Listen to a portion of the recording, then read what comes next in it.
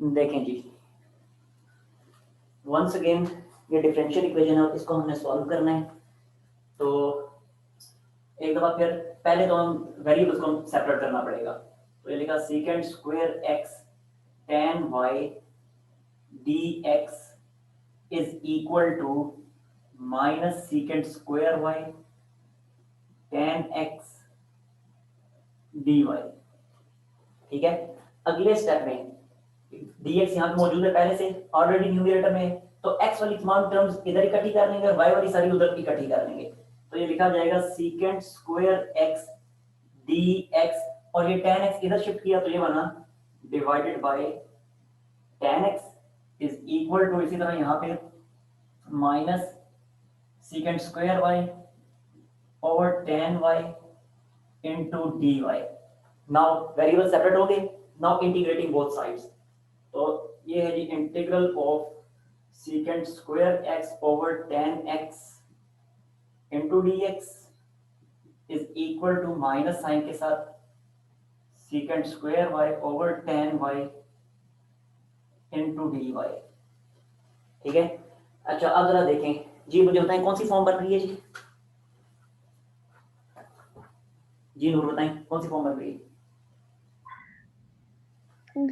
Log वाली। Yes, क्योंकि नीचे tan है और ऊपर tan का डेरिवेटिव सीकेंड स्क्वायर मौजूद है, तो बना natural log of tan x। ये लिख दिया natural log of tan x। इसी तरह यहां पे भी माइनस साइन के साथ natural log of tan y। और मुझे बताएं कि अब कांस्टेंट में किस साइड पे ऐड करूं, tan x वाली x tan y वाली साइड पे? tan x। tan x वाली साइड पे, क्योंकि हमेशा इंडिपेंडेंट वेरिएबल जो होता है उसमें ऐड किया जाता है, और इंडिपेंडेंट वेरिएबल वन सेकंड यहाँ पे x है, तो इसलिए x वाली साइड पे ऐड होगा। और किस फॉर्म में ऐड होगा? लॉग की। लॉग की फॉर्म में, क्योंकि बाकी दोनों लॉग की फॉर्म में। तो अगले स्टेप में लिखा है इसको मैंने natural log of c into tan x। ठीक हो गया, और दूसरी साइड पे लिखा दिस इज इक्वल टू, उसको ऐसे ही लिखा रहने दें बल्कि ऐसे करें, इसको लिखें natural log of tan whole power minus one y. ठीक हो गया, यानी बना वन बाई tan वाई। अगले स्टेप में बनेगा वन बाई tan वाई। तो ये लिख दिया natural log of c tan x is equal to natural log of tan whole power minus one, means one by tan, और वन बाई tan होता है cot, तो ये लिख दिया cot ऑफ y। ठीक हो गया, अब तो काम बहुत आसान हो गया। Now taking anti log on both sides, दोनों साइडों में जब एंटी लॉग लेंगे तो बनेगा c tan x is equal to cot y, and that's the answer. Answer check कर लें अब, और कोई मसला है तो पूछना, उसका स्क्रीनशॉट भी ले लें। ठीक है। कोई बन जाएगा, देखें ना, c tan x is equal to one by tan y, इसको लिख दें फिर से, और ये इधर शिफ्ट करें तो बना c tan x tan y is equal to one. ले लें स्क्रीनशॉट। सर आप फिजिक्स स्टार्ट ना करें। कल देखते हैं ना, कल या तो मैंने ये प्लान किया कि अब आगे जो है 2 दिन मैथ किया करेंगे, क्योंकि मैथ का तो मोस्टली सिलेबस कवर हो चुका है ना, तो 2 दिन मैथ किया करेंगे और 5 दिन यस सर। ठीक है। मैंने अच्छा, बस अब 5th चैप्टर ही नहीं किया हुआ मैथ का। फिफ्थ चैप्टर तो बहुत आसान है, वो तो टोटल 2-3 दिन की मार है सारी, उसमें तो कुछ भी नहीं है ऐसा। अच्छा देखें, एक दफा फिर हमने वेरिएबल्स को सेपरेट करना है, तो बना y minus x dy by d x is equal to 2 को मल्टीप्लाई कर दें, 2y² plus 2 dy by dx। ठीक है, तो पहले तो dy बाई dx वाली टर्म्स को कंबाइन करें, तो ये लिखा y minus 2y² is equal to, ये सारी टर्म्स को उधर शिफ्ट करें तो बना 2 dy by dx plus x dy by dx, and now it becomes y minus 2y square is equal to 2 plus x into dy by dx। अब x वाली side को एक साइड पे कंबाइन कर लें और y वाली साइड y वाली टर्म्स को एक साइड पे कंबाइन कर लें, मींस ये वेरिएबल सेपरेट कर लें, तो लिखा जाएगा ऐसे dx divided by 2 plus x is equal to dy divided by y minus 2y square. ठीक होगा? अच्छा जी, अब ये अगले स्टेप में क्या बनेगा, इसको थोड़ी देर के लिए यहीं पे छोड़ दें, इसे नाम दे दें इक्वेशन नंबर 1 का। और ये जो राइट हैंड साइड है ना, अब ये सिंपली इस तरीके से नहीं हो सकती, बल्कि इसको पार्शियल फ्रैक्शन में रिजॉल्व करना पड़ेगा। मतलब ये ऐसे बन जाएगा, लिखता हूं मैं, consider 1 over y minus 2y square, या फिर यहीं पे y कॉमन लेने लिखा जाएगा y into y minus 2, y into y minus 2। तो consider y into y minus 2 is equal to a over y plus b over y minus 2, जो कि अगले स्टेप में बनेगा y is equal to a into y minus 2 plus b into y. अब a और b की values find करनी है, तो y की जगह 2 पुट कर दें, a खत्म हो जाएगा, put y is equal to 2 in equation number, इसे 2 का नाम दे दें और इसे इक्वेशन 3 का नाम दे दें, इन इक्वेशन नंबर 3। तो बनेगा y is equal to, y की जगह 2 पुट करने से 0 बनेगा, प्लस 2b बन जाएगा, और b की वैल्यू आ जाएगी 1/2। b की वैल्यू आ गई, अब पुट कर दें y की जगह पे 0, इसी तरह इक्वेशन नंबर 3 में, तो बनेगा y is equal to a into 0 minus 2, जबकि यहाँ 0 पुट करने से b खत्म हो जाएगा, तो a की वैल्यू आ जाएगी -1/2। ठीक है? अच्छा, a b दोनों वैल्यूज आ गई, अब इन दोनों वैल्यूज को इक्वेशन 2 में पुट करें तो रिक्वायर्ड पार्शियल फ्रैक्शन होंगे। ठीक होगा? तो now equation 2 becomes what, 1 over y into y minus 2 is equal to a की वैल्यू -1/2, तो ये लिखा मैंने -1/2 ओवर y। ठीक है? और b की वैल्यू 1/2, तो प्लस का sign 1/2 divided by y minus 2, जिसको अगले स्टेप में लिख दिया जाएगा -1/2y plus 1/2 into y minus 2। ठीक है? मतलब ये वाला हिस्सा जो है ये देखिए पार्शियल फ्रैक्शन में रिजॉल्व हो चुका है। ठीक होगा? तो अब इसको इक्वेशन 1 में पुट करते हैं, तो देखिए इक्वेशन 1 क्या बनेगी, now equation 1 becomes, equation 1 implies what, dx over 2 plus x is equal to, इस सारे की जगह पे यानी 1 ओवर y माइनस 2, इस सारे का आंसर ये आया, तो ये मैंने लिखा -1 divided by 2y plus 1 divided by 2 into y minus 2 into dy। ठीक है? अब इसका लेने स्क्रीनशॉट, क्योंकि अब स्पेस मेरे पास नहीं है, यहां से मिटा के मैं आगे करूंगा। Done, sir. Okay, now integrating both sides. अब इंटीग्रेट कर दें, तो इंटीग्रेट जब करेंगे तो बनेगा 1/2 प्लस x इंटू dx का इंटीग्रल इज इक्वल टू, जबकि इस पे जब इंटीग्रेशन अप्लाई होगी तो दोनों के इंटीग्रल सेपरेट हो जाएंगे, तो ये बनेगा is equal to -1/2 integral of 1/y into dy,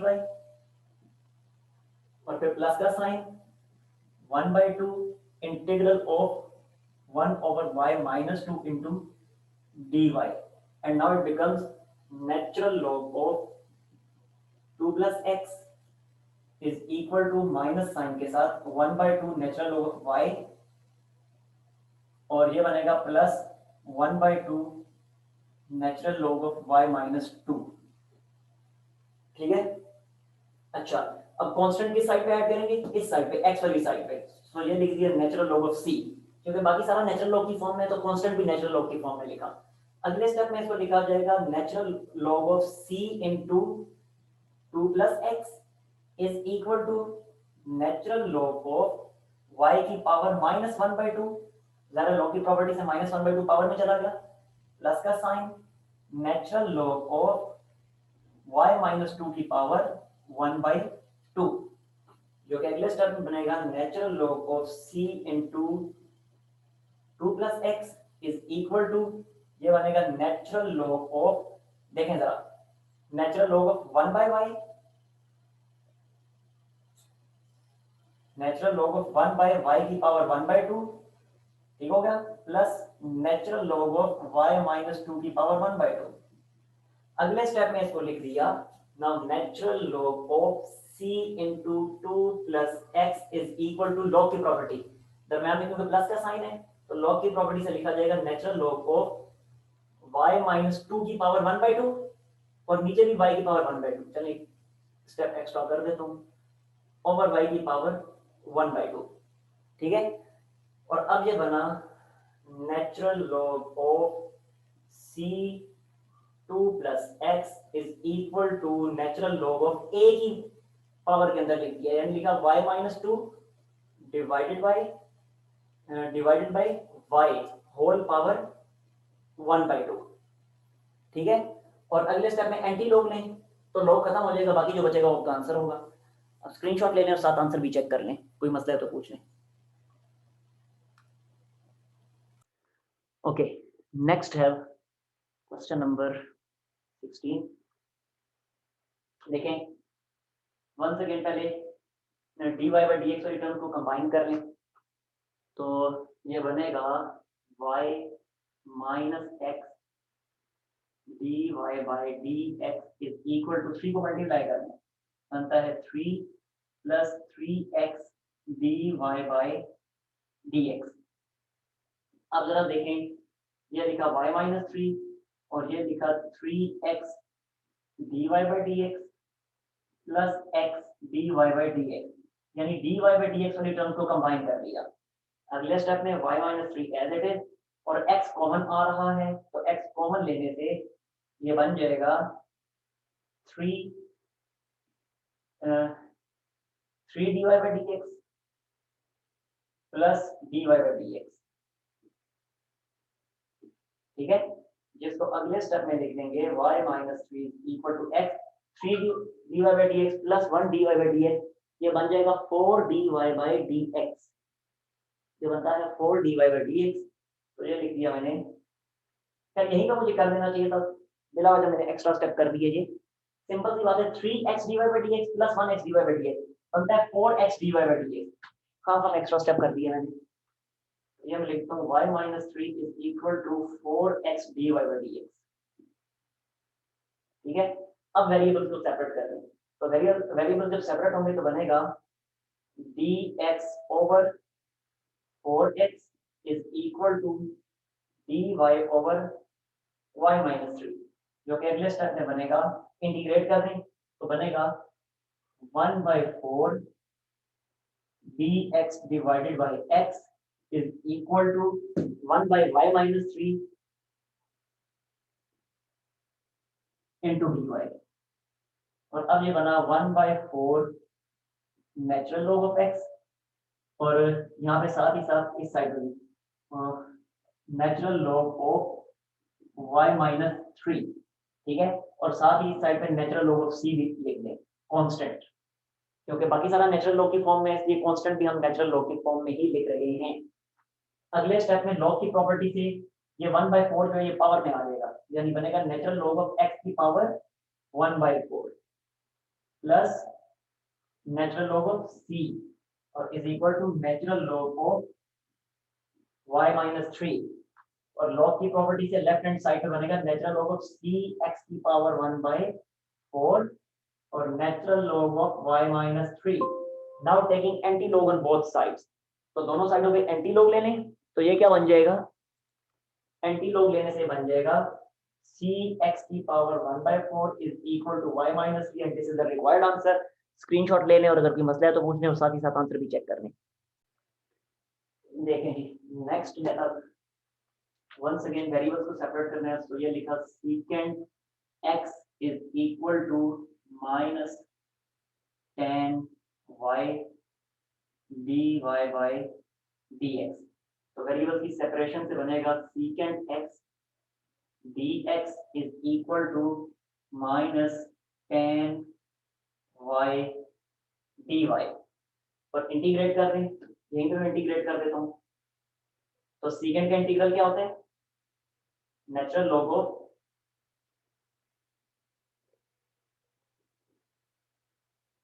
of secant plus tan। और इसी तरह tan का इंटीग्रल क्या होता है? Natural log of secant। ठीक हो गया?